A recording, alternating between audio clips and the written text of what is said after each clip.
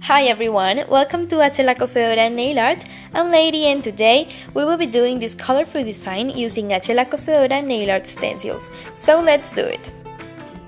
I already have applied my favorite neon colors with a sponge and it's completely dry now. For this design I am using the blue stencils from 433 nail art stencils that you can find on our Amazon store. Apply them by firmly pressing down. That's why it's so important that polish must be completely dry. So we are going to apply another layer of nail polish. Now remove a stencil gently following the pattern. I'm going to place the stencils on my thumb, making a diamond shape. Firmly press and apply black polish. I love how black makes a perfect contrast with the neon colors.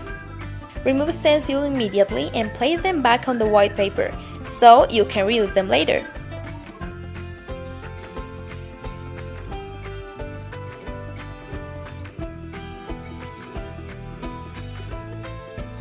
Finish your design by applying a layer of top coat and here it is. Love this result! If you want to get our stencils, remember that you can find them in our Amazon store. I will leave the link in the description. See you the next time. Bye!